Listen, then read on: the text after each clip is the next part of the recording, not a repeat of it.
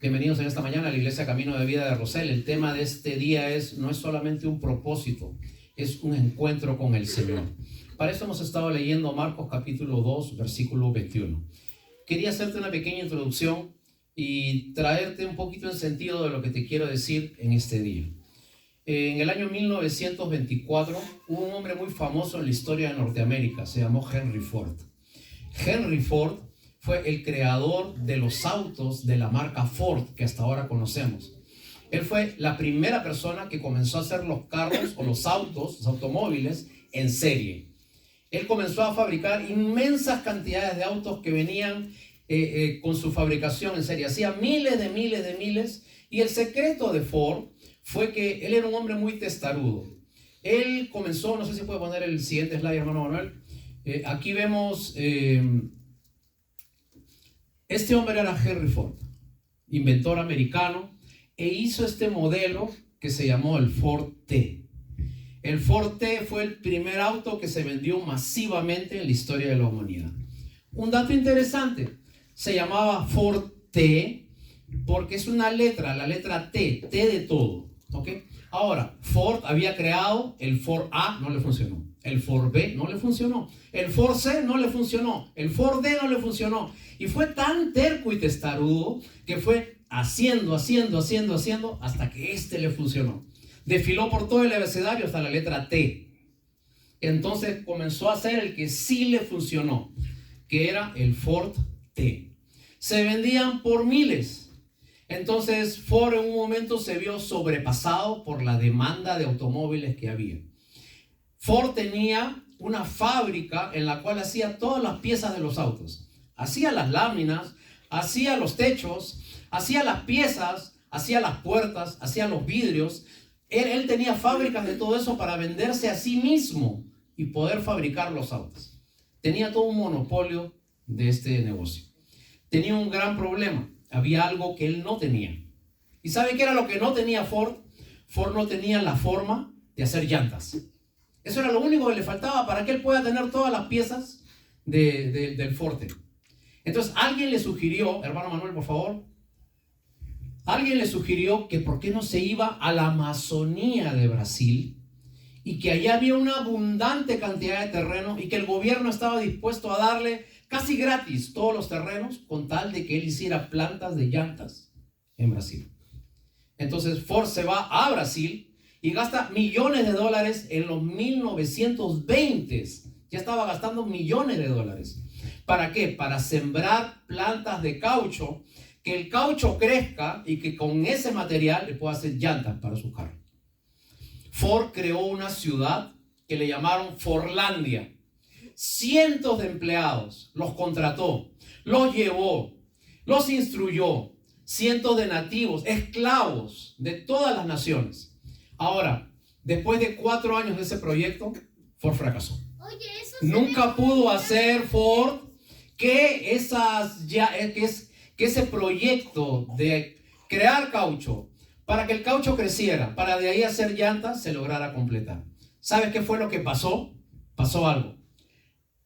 En esta tierra, la semilla del caucho no prendía. Y eso fue lo que él nunca lo tuvo en cuenta. Entonces sembraba semillas de caucho y el caucho nunca crecía. Entonces Ford tuvo que retirarse con la cabeza agachada y dar su brazo a torcer. El hombre testarudo, el hombre que había hecho miles de modelos de autos A, B, C, D, finalmente tuvo que rendirse ante el poder de la naturaleza. Una semilla de caucho no podía prender en un terreno. Y por lo tanto, él no podía hacer las llantas. Hoy día vamos a ver algo que es bastante similar. Vamos a ver algo de cuando no prende algo que está puesto encima de otra cosa. El pasaje que estamos leyendo es Marcos capítulo 2. Y vamos a ver desde un comienzo qué cosa es lo que el Señor Jesús nos quiere dar a entender. Vamos a ver Marcos capítulo 2, versículo 18. ¿De qué estábamos hablando en este tema? ¿Qué era lo que quería decir el Señor Jesús con la sentencia que vamos a leer? Marcos capítulo 2, versículo 18. ¿Lo tenemos? Amén. ¿Tiene sus ojos en la Biblia? Amén. ¿O está mirando para adentro? ¿Cómo es? Amén. No. Muy bien. Marcos 2:18. Si usted alguien que está mirando para adentro, ahí métele un pequeño ahí codazo. Dígale, te estoy grabando. Dígale, te estoy grabando. Ya sabe que se va a levantar ahí, pero... Marcos 2:18. La palabra del Señor dice así: los discípulos de Juan y los de los fariseos ayunaban y vinieron y le dijeron a Jesús: ¿por qué los discípulos de Juan y los discípulos de los fariseos ayunan y tus discípulos no ayunan? Y en el versículo 19 Jesús le da la respuesta y le dice: ¿acaso pueden los que están de bodas ayunar mientras está con ellos el esposo? Entre tanto que tienen al esposo consigo, no pueden ayunar. Pero vendrán días cuando el esposo les será quitado, y entonces en aquellos días ayunarán. Nadie pone remiendo de paño nuevo en vestido viejo. De otra manera, el mismo remiendo nuevo tira de lo viejo y se hace peor que la rotura. Y nadie echa vino nuevo en odres viejos. De otra manera, el vino nuevo rompe los odres, y el vino se derrama, los odres se pierden, pero el vino nuevo en odres nuevos se ha de echar. Muy bien, entonces vamos a ver un poquito qué es lo que quiere decir este pasaje y a dónde quiero llegar con todo esto. Quizás tú me digas: pastores, por si acaso le aviso, pastor, la última reunión del año tiene que decirnos algo bonito, que nos anime para terminar bonito el año, y usted nos sale hablando de llantas, de vino, de odres. ¿Qué pasó, pastor? ¿No? ¿De qué me quiere hablar hoy día? Dame un ratito, ahorita te voy a llevar más o menos por el camino donde quiero que tú puedas entender algunas cosas. Entonces el tema de hoy no se trata de hacerse propósitos, sino de quién es tu Señor. ¿Okay? Hoy día, a propósito, los que estuvieron en el servicio, y les cuento para los hermanos que miran por las redes sociales, les hice poner en unas cajitas un propósito que ustedes tienen que ponerse durante todo este año, ¿no es cierto? Ok, no les va a ayudar mucho. No. Te aseguro que en 2 semanas ya te vas a olvidar tu propósito, porque usualmente pasa así. Los seres humanos somos así. Dale una más, hermano Manuel. Te quiero explicar en qué contexto estamos y qué cosa es lo que quiso decir el Señor Jesús. Mira, primero, Jesús empezaba su ministerio de 3 años y recién él comenzaba a tener seguidores. Ahora, Jesús nació en Israel y la tradición en Israel, desde la ley de Moisés, era que todos los judíos tenían que ayunar, sobre todo los religiosos, 3 veces a la semana. ¿Cuántos quieren ser judíos acá? ¿Cuántos quieren ayunar 3 veces por semana? A ver, díganme. Y los ayunos de ellos no eran ayunitos así que 3 horas, 4 horas, esos ayunos de Mickey Mouse, ¿eh? Los ayunos de ellos eran 12 horas sin comer. ¿Ok? Entonces, los discípulos de Juan el Bautista, que recién comenzaba su ministerio, y los discípulos de los fariseos ayunaban 12 horas al día, 3 veces por día. ¿Ok? Ahora, los discípulos de Jesús no hacían eso. Punto número 3. Se le acercan a Jesús y le dice: maestro, si usted enseña las verdades de Dios, ¿por qué no enseña que también se tiene que ayunar? ¿Por qué no ayunan como ayunan todos los demás? ¿Ok? Y Jesús le responde en Marcos capítulo 2, versículo 19, lo siguiente. Vamos a ver nuestras Biblias de nuevo. La respuesta de Jesús: ¿acaso pueden los que están de bodas ayunar mientras está el esposo con ellos? Entre tanto que tienen consigo al esposo, no pueden ayunar. Pero vendrán días cuando el esposo les será quitado, y entonces en aquellos días ayunarán. Te explico qué quiere decir esto, que de repente para nuestro contexto no significa nada. ¿Ok? Te quería explicar. Los judíos tenían muchas guerras. Y los romanos, que eran los que habían invadido a los judíos, tenían más guerras todavía. Entonces, los hombres adultos desde 13 años para arriba tenían servicio militar obligatorio. En cualquier momento venía el emperador romano y le decía: tú, a la guerra. No, pero que tengo a mi esposa, a mis hijos, a la guerra. No, pero que mi hijo está a la guerra. Entonces, lo que quiere decir el Señor Jesús es: en el tiempo que no hay guerra y que la familia está completa, es el tiempo en que la familia se alegra y pasan tiempo juntos. Y se ponen alegres y pasan buenos tiempos porque saben que vendrán tiempos en que el esposo les será quitado por el ejército y tendrán que ir a pelear y ni siquiera saben si regresarán nuevamente a casa. De la misma manera, los discípulos ahora están conmigo y su gozo está completo. Estamos juntos, estamos disfrutando. En algún momento yo me iré y ellos se quedarán solos, como efectivamente pasó, y allí sí tendrán que ayunar. Y nosotros vemos que en el año 70 los judíos fueron perseguidos, los cristianos fueron perseguidos, dispersados, y tuvieron que comenzar a clamar al Señor en medio de esta dificultad. Ahora, Jesús les dice, punto número 1, no ayunan porque están conmigo y tienen su gozo completo. Punto número 2, Jesús lo que les quiere decir ahora va con algo más profundo y utiliza 2 ejemplos. Jesús le dice, y por otro lado, muchachos, me gustaría decirle, amiguitos fariseos, que de nada les sirve ayunar si su corazón está hecho un desastre. Y Jesús le pone 2 ejemplos. Primer ejemplo, versículo 21. Nadie pone parche de tela nueva en vestido viejo. El parche nuevo tirará de la tela vieja y se hará una rotura. No sé si puede poner el que sigue, hermano Manuel, por favor. Y ahí vamos a ver un parche. Yo no sé cuántos de ustedes han tenido la oportunidad alguna vez ponerle un parche a un pantalón, a un vestido, a algo. Sobre todo nosotros cuando recién éramos jovencitos que no teníamos mucho dinero y a veces no se podía comprar otro pantalón. Las mamás lo que decían, no te preocupes, yo le pongo un parche acá, no hay bla, bla, bla. Y le ponían acá en el medio de Levi's, decía el parche así, escrito con marcador. No es un parche cualquiera, es un Levi's. ¿No? Entonces, ahora, hay un problema. El parche nuevo es una tela, como no está usada, la tela está tensa. Y en cambio la tela usada es una tela que ya está gastada, flexible. Entonces, cuando usted se ponía un parche nuevo en un vestido viejo, entonces con el movimiento del vestido lo que pasaba es que el parche se iba estirando y finalmente se iba saliendo el parche del vestido.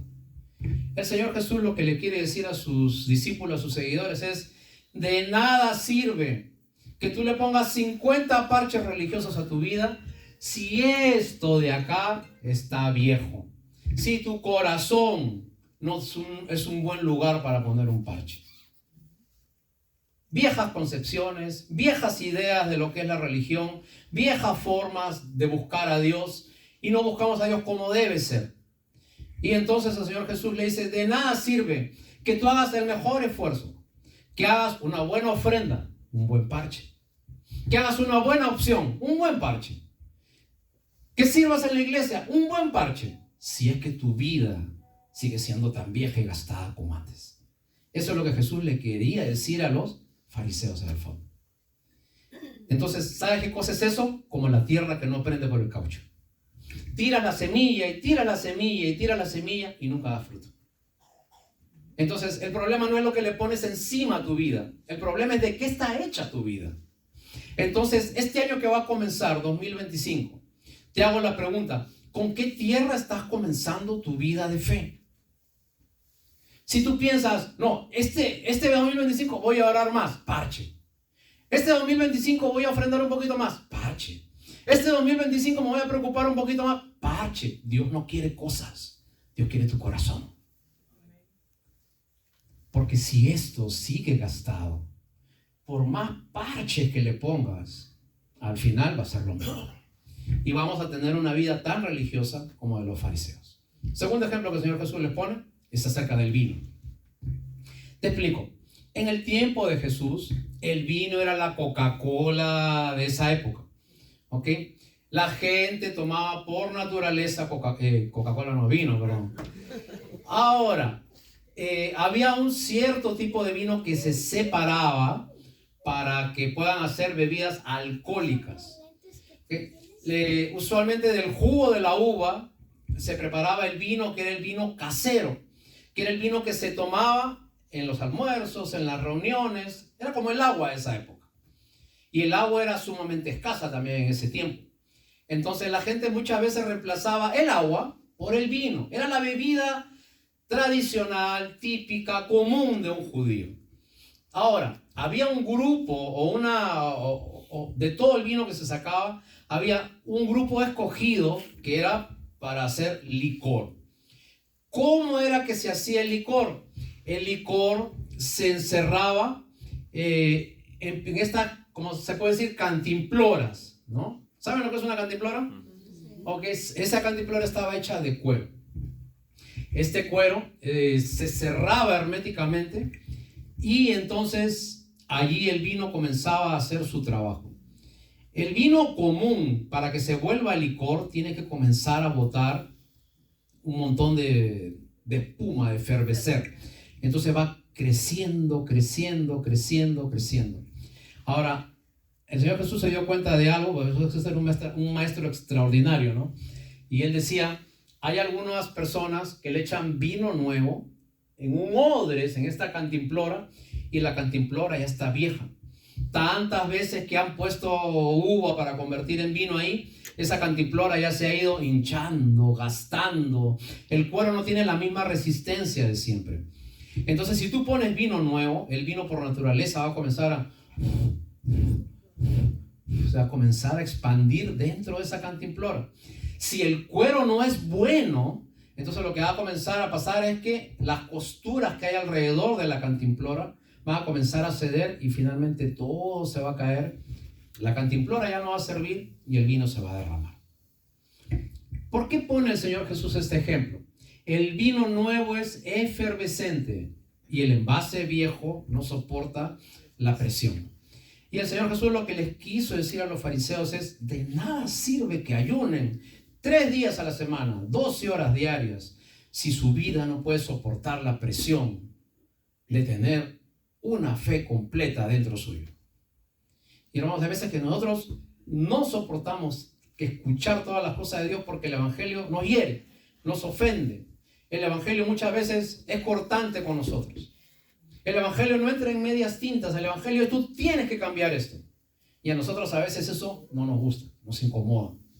Y a veces nuestro odre es viejo, nuestro corazón gastado, no puede soportar la presión de tener las cosas de Dios, escuchándolas continuamente. Entonces Jesús les quiso decir: ¿de qué sirve que ayunen si su corazón está viejo? ¿De qué sirve que ayunen si su odres, que es donde guardan las cosas que deben tener fe, no pueden soportar la presión de una vida espiritual? Y hermanos, aquí voy a donde quiero llegar. Muchas veces cuando nosotros queremos mezclar en nuestro corazón la vida de fe con nuestra vida natural, nuestro capricho con las cosas de Dios, esto sí me gusta, lo creo. Esto no me gusta, no lo creo.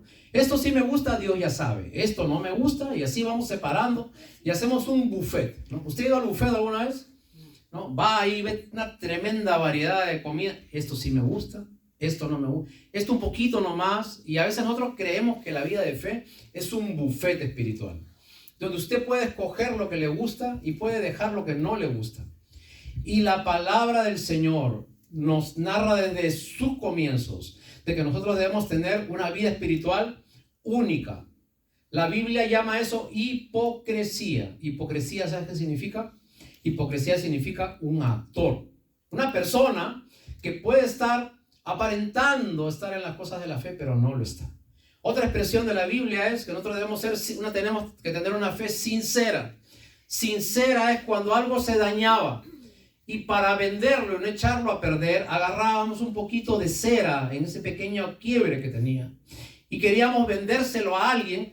No, mira, está perfecto, está lindo, tómalo, llévalo ya. Pero tenía un quiebre, no era una obra perfecta, tenía cera. Los expertos compradores decían: dame esto, pero que por favor sea sincera, sin ningún quiebre, que no esté adulterada, que no esté taponeada, que no esté manchada.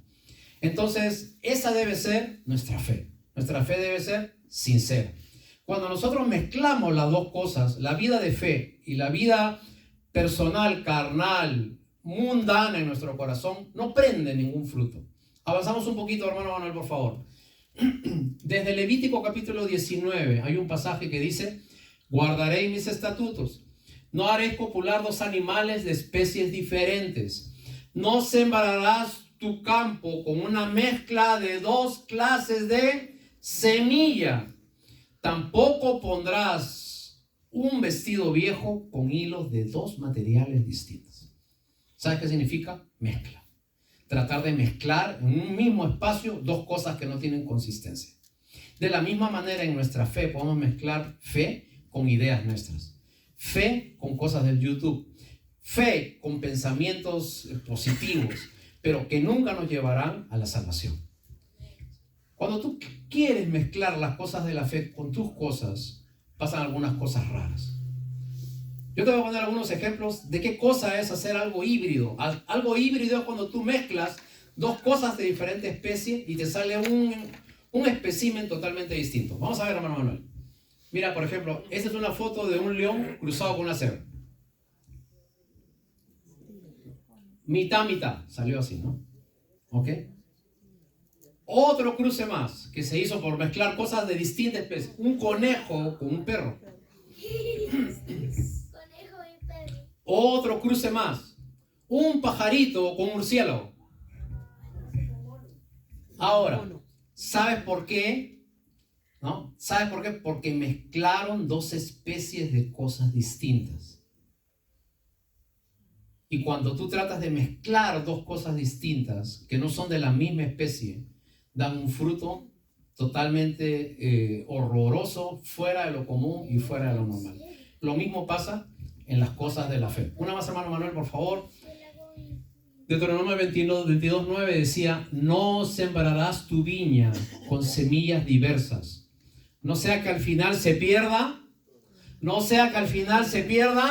todo, tanto la semilla que sembraste como el fruto de la semilla. ¿Okay?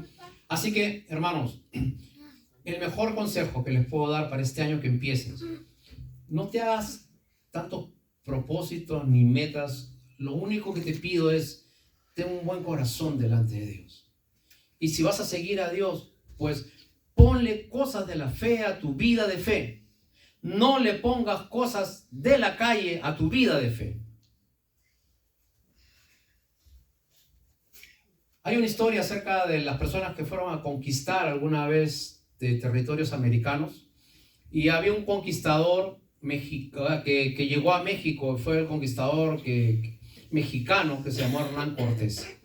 Dice que Hernán Cortés, después de muchos meses, llegó a territorio que ahora es México, pero su ejército diezmado, enfermedades, gente desanimada, la tierra no daba su fruto, no tenían que comer. Todo su ejército se le tiró para atrás. Y Hernán Cortés en ese tiempo hizo esa famosa actitud, ¿no? Agarró en las playas y con su espada hizo una línea para acá, ¿no? Y entonces dijo: los que quieran conquistar México, los que quieran ir conmigo y los que quieran realmente lograr el propósito por el cual hemos venido, pasen esta línea hacia adelante. Y los que no quieren, quédense ahí y se pueden ir. Y finalmente los que hicieron ese propósito con Cortés fueron los que pasaron e hicieron lo que nosotros ya conocemos ahora. Hermanos, muchas veces nosotros tenemos que tomar decisiones firmes en la vida de fe. Seguimos avanzando, hermano Manuel, por favor. El Señor Jesús lo dijo de esta forma: lo que es nacido de la carne, carne es. Y lo que es nacido del Espíritu, Espíritu. Pero no puedes mezclar las dos cosas en una misma tierra. No puedes mezclar las dos cosas en un mismo corazón.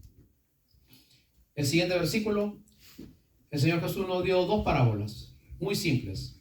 La primera es la parábola del tesoro escondido y dice: el reino de los cielos es semejante a un tesoro escondido en un campo.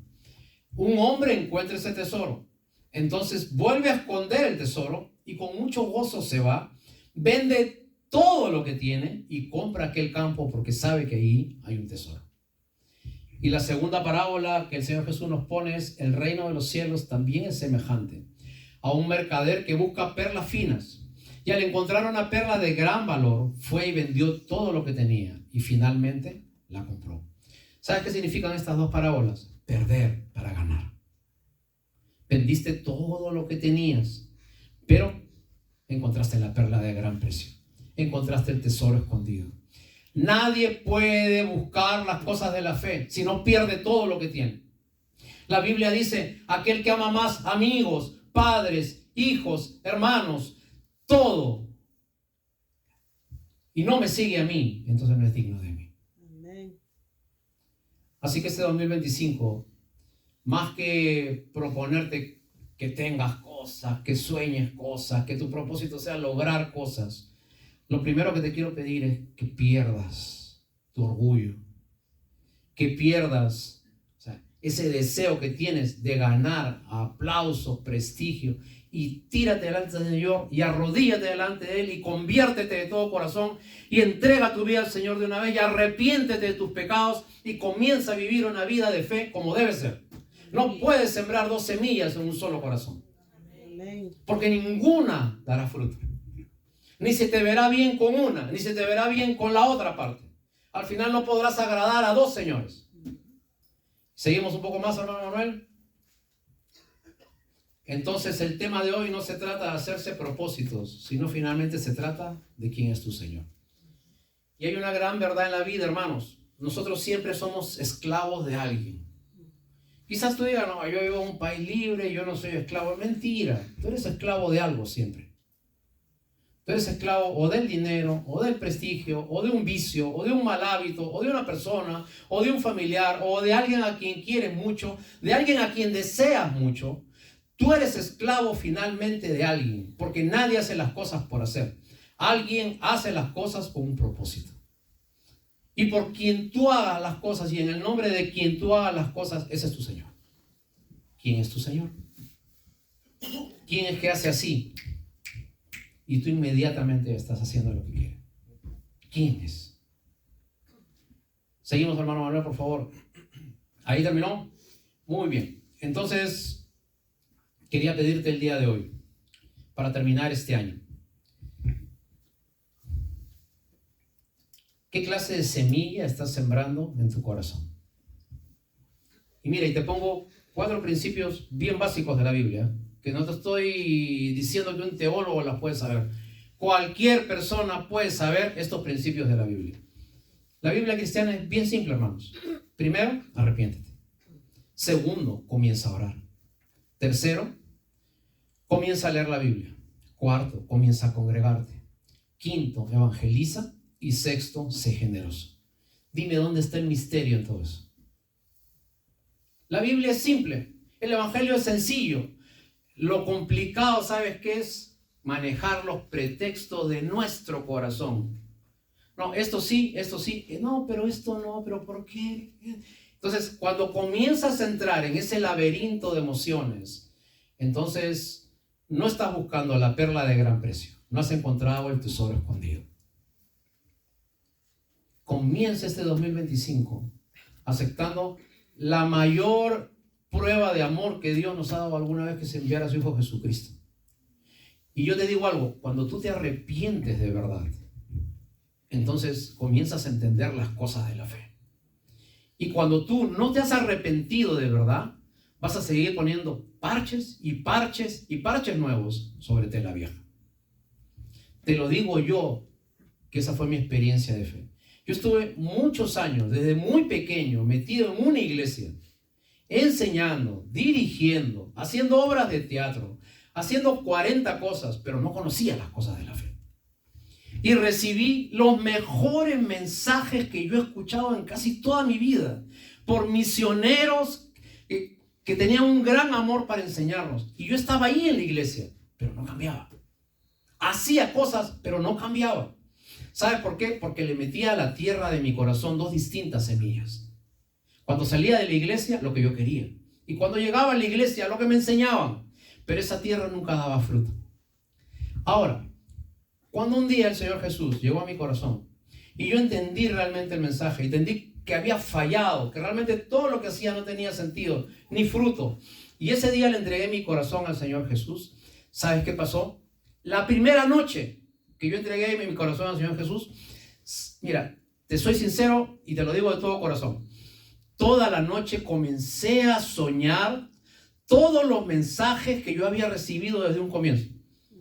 No había YouTube, no había nada, pero uno tras otro, tras otro, tras otro, tras otro. Y me desperté con todos los principios que me había enseñado desde chiquitito. ¿Sabes qué cosa había pasado? Estabas dispuesta. Habías entregado de verdad tu corazón al Señor Jesús. Y cuando tú crees, entiendes. Y cuando no quieres creer, nunca vas a entender. Siempre va a haber un pretexto, siempre va a haber una objeción, siempre va a haber un pero, siempre va a haber un porqué. Pero cuando usted se entrega de verdad, así como el apóstol Pablo, que el apóstol Pablo en su orgullo y en su vanidad seguía al Señor Jesús. Y cuando Cristo se le cruza camino a Damasco, Pablo cae a tierra. Y cuando Pablo cae a tierra, echado, cegado, entonces dice que se le aparece el Señor Jesús a Pablo y el Señor Jesús le dice: Saulo, Saulo, ¿por qué me persigues? ¿Y sabes qué le responde Pedro? Estas cosas, mira. Primero, Señor, ¿quién eres? Punto número 1. Señor, ¿qué cosa quieres que yo haga? Las dos preguntas que todo convertido de verdad se hace cuando conoce al Señor Jesús. Señor Jesús, ¿quién eres? Quiero conocerte. Quiero saber tu propósito. Quiero saber tu plan para mi vida. Segundo, Señor, ¿qué quieres que yo haga? Y dice la Biblia que cuando el apóstol Pablo se convirtió, dice que los que estaban con él lo jalaron de la mano y lo llevaron hasta la casa de un hombre que se llamaba Ananías. Tercer principio: el que sigue al Señor Jesús se deja llevar de la mano hasta donde haya alguien que le enseñe los principios de la fe. Señor Jesús, ¿quién eres? Señor Jesús, ¿qué quieres que haga? Y déjate llevar por las manos de Él. Así que ese es mi llamado para este fin de año y ese es mi llamado para este comienzo de año. No se trata de hacerse propósitos, se trata de saber si realmente Jesús es tu Señor. Si no comienzas por ahí, lo demás es puro parche. Si no comienzas por ahí, el odre reventará, porque no aguantará la fuerza de la vida de fe en un corazón que es carnal. Pero si tú comienzas a seguir las cosas de Dios, hermano, Dios va a comenzar a trabajar en tu vida.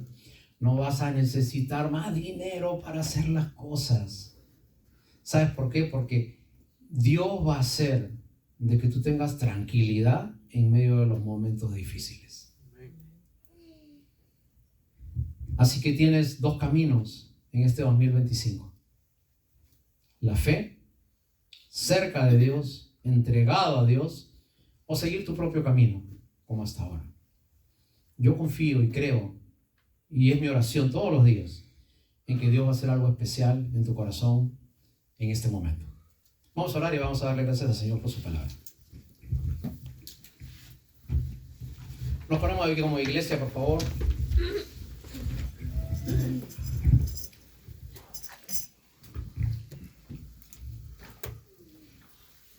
Y yo les quiero pedir que en este último servicio de este año 2024 nos podamos tomar la mano todos aquí en la iglesia. Vamos a hacer una gran cadena.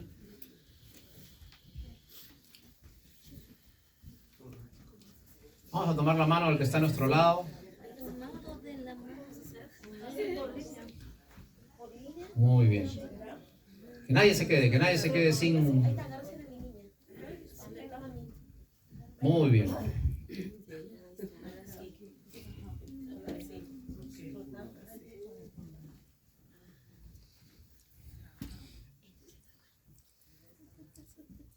Qué lindo, hermanos. Y que la iglesia Camino de Vida de Nueva Jersey sea la iglesia donde se predique la palabra del Señor como debe ser. Y esperamos que cada uno de nosotros tengamos un encuentro de fe, de amor, de esperanza, y seamos la iglesia del amor.